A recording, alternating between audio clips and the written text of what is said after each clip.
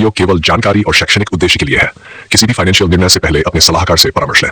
आज का समय बदल चुका है। केवल पढ़ाई और नौकरी पर भरोसा करना किसी को आगे नहीं ले जाता। असली परिवर्तन वही होता है जहां आप मेहनत, योजना और सही निवेश का संयोजन करें। बैंक का लोन डरने की चीज नहीं बल्कि अवसर की चीज है, लेकिन उसे अवसर बनाना आपकी समझ का काम है। इस सीरीज 6 में हम 3 नए और दमदार बिजनेस आइडिया देखेंगे जिन्हें आप बैंक से लोन लेकर शुरू कर सकते हैं और जो आपको आर्थिक रूप से मजबूत बना सकते हैं। ये ऐसे आइडिया हैं जिन्हें आप छोटे शहरों, कस्बों या गांव से भी शुरू कर सकते हैं और साथ ही बड़े शहरों में बेहतर मुनाफे के साथ में चला सकते हैं। पहला बिजनेस है पानी भरने और शुद्ध पानी वितरण यूनिट। अब जरा सोचिए, भारत में हर गांव, कस्बा और शहर पानी की समस्या से जूझता है। चाहे शहरी इलाकों में बोतल बंद पानी महंगाई कर रहा हो या ग्रामीण इलाकों में पानी की शुद्धता की समस्या हो, इस सेक्टर में मांग कभी खत्म नहीं होती। अगर आप बैंक से 1 से 2 लाख रुपए तक का लोन लेते हैं तो आप एक मिनी वाटर प्यूरिफिकेशन और वाटर फिलिंग यूनिट लगा सकते हैं। इसमें एक reverse osmosis machine, UV system, filtration unit, RO system और फिलिंग मशीन शामिल होती है। प्रति लीटर पानी की लागत लगभग 3 से 5 पैसे होती है, वहीं बाजार में 13 से 15 रुपए प्रति लीटर बिकता है। अगर आप रोजाना 1000 लीटर भी बेचते हैं तो बिक्री होती है लगभग 13 से 15 हजार रुपए।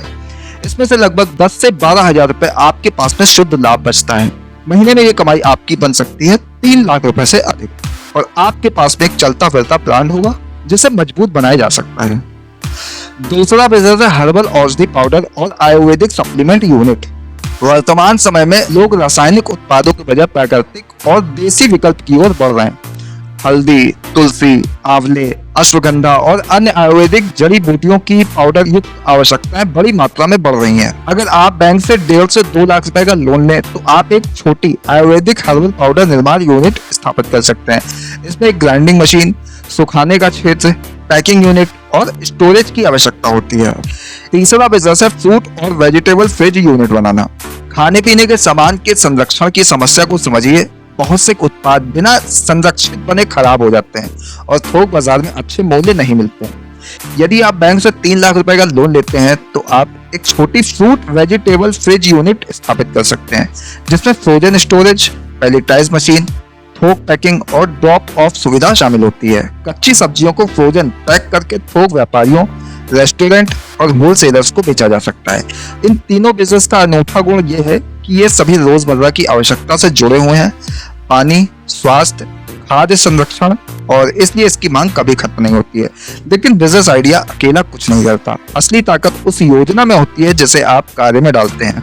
अगर आपने बैंक से लोन लिया तो उससे पहले ये तय करें कि आप किस क्षेत्र को बेहतर तरीके से समझते हैं, आपके संसाधन कहाँ उपलब्ध हैं और किस आइडिया को आप अपनी मेहनत से आगे ले जा सकते हैं। ये तीनों मॉडल यदि आप मौजूदा संसाधनों को साथ में सोचें, जैसे कि आपके घर के पास में कोई खाली जगह हो, स्वयं का वाहन हो, लोकल मार्केट से पहचान हो, तो लागत और भी कम हो जाती है, शुरुआत आसान हो सकती है।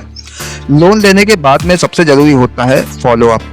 हर दिन उत्पादन, वितरण, बिक्री, कस्टमर फीडबैक देखना होगा, खर्च का हिसाब रखना होगा, बैंक की ईएमआई भी समय पर भरनी होगी। लेकिन जब बिक्री शुरू हो जाए तो वही लोन धीरे धीरे एक साधन बन जाता है जो आपको दिन ब दिन स्वतंत्रता की ओर ले जाता है। इसलिए बैंक लोन डरने की चीज नहीं होती है, बल्कि यदि आप उसे मेहनत, समझ और योजना से मिलाएं तो वही आपके लिए अनंत अवसर बन जाता है। आज का समय देश भर के युवाओं, महिलाओं, परिवारों और छोटे उद्यमियों के लिए सुनहरा अवसर लेकर आया है। वो खुद को आर्थिक रूप से मजबूत बना सकते हैं और बैंक की मदद से शुरू होने वाला बिजनेस आपके जीवन, आपके परिवार और आपके समाज की दिशा बदल सकता है। चौथा बिजनेस है मसाला पैकिंग यूनिट।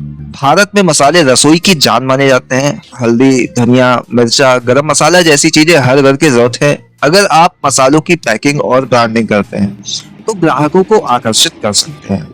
इस काम के लिए आपको मसाला ग्राइंडर मशीन और पैकिंग मशीन की जरूरत होती है। ग्राइंडर मशीन 20 से 25 हजार रुपए में मिल जाती है और पैकिंग मशीन 30 से 35 हजार रुपए में आ जाती है। एक बार अगर आप लोकल किसानों से मसाले सीधे खरीदने लगते हैं तो लागत कम होगी और मुनाफा बढ़ेगा। इस उद्योग में सबसे बड़ी ताकत है भरोसा। अगर लोग आपके ब्रांड पर भरोसा करने लगे तो ये काम छोटे स्तर से उठकर बहुत बड़ा हो सकता है। पांचवा बिजनेस है हैंडमेड साबुन निर्माण। आजकल लोग प्राकृतिक और हर्बल प्रोडक्ट की तरफ ज्यादा आकर्षित हो रहे हैं। केमिकल से बने साबुनों की जगह लोग ऐसे साबुन पसंद कर रहे हैं जिनमें एलोवेरा, नीम, हल्दी, चंदन जैसी प्राकृतिक चीजें हों। इस काम को आप बहुत कम पूंजी से शुरू कर सकते हैं। साबुन बनाने की बेस सामग्री, खुशबू और सांचे मिलाकर 20 से 30 हजार रुपए में शुरू किया जा सकता है। बाकी रकम पैकिंग और ब्रांडिंग पर लगाई जा सकती है। इसकी खास बात यह है कि लोग अगर एक बार आपके साबुन से संतुष्ट हो गए तो वो बार बार वही साबुन खरीदेंगे। साथ ही अगर आप ऑनलाइन बिक्री शुरू करते हैं तो आपका ग्राहक वर्ग पूरे देश में फैल सकता है। ये 5 ऐसे उद्योग हैं जिन्हें आप केवल 1 लाख रुपए में आराम से शुरू कर सकते हैं। लेकिन असली सफलता इस बात पर निर्भर करेगी कि आप इन्हें कैसे संभालते हैं, किस तरह की क्वालिटी देते हैं और मार्केट तक कैसे पहुंच बनाते हैं। याद रखिए, एक छोटा व्यापार शुरू करना आसान है, लेकिन उसे लगातार बनाए रखना और बढ़ाना ही सबसे बड़ी कला है।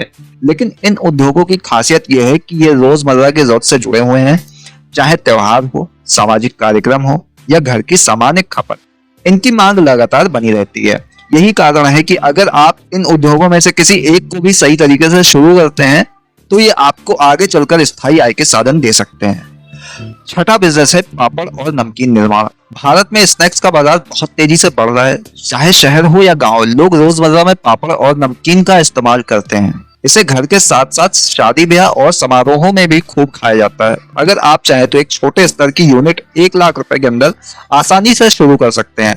पापड़ बेलने और सुखाने का काम पहले हाथ से किया जाता था, लेकिन अब मशीनें आ गई हैं जो ये काम कम समय में कर देती हैं। मशीन की कीमत 35 से 40 हजार रुपए तक आती है। बाकी रकम से कच्चा माल जैसे बेसन, मसाले, पैकिंग पर लगाई जा सकती है। इस व्यवसाय की खासियत यह है कि स्वाद और क्वालिटी के आधार पर आप लोकल दुकानों के साथ साथ ऑनलाइन प्लेटफॉर्म तक भी पहुंच बना सकते हैं। सातवां बिजनेस है पेपर बैग निर्माण। प्लास्टिक पर बढ़ते प्रतिबंध के कारण पेपर बैग की मांग लगातार बढ़ रही है। सुपरमार्केट, गारमेंट शॉप, बेकरी और मेडिकल स्टोर तक अब पेपर बैग का इस्तेमाल बढ़ने लगा है। इस काम के लिए जरूरी मशीनें 40 से 50 हजार रुपए तक की लागत में मिल जाती हैं। बाकी का पैसा पेपर रोल और प्रिंटिंग पर लगाया जा सकता है। यहाँ एक खास बात यह है कि अगर आप बैग्स को आकर्षक डिजाइन और प्रिंट के साथ में तैयार करें तो बड़े ब्रांड्स भी इन्हें खरीदने में दिलचस्पी दिखाते हैं। छोटे स्तर पर शुरू करके इसे बड़े कॉन्टेक्ट तक ले जाया जा सकता है। अब आपसे एक सवाल, अगर आपको इन आइडिया में से किसी एक बिजनेस को शुरू करने का मौका मिले तो आप इनमें से कौन सा आइडिया चुनेंगे और क्यों? नीचे कमेंट में जरूर बताइए ताकि मैं सीरीज 7 में आपके चुने हुए आइडिया के लिए पूरी विस्तार योजना बनाकर ला सकूं।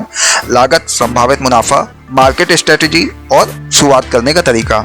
वीडियो पसंद आया हो तो लाइक कीजिए, शेयर कीजिए और ऐसे ही और बिजनेस आइडियाज के लिए जुड़े रहिए। फिलहाल के लिए इतना ही, दीजिए इजाजत। नमस्कार।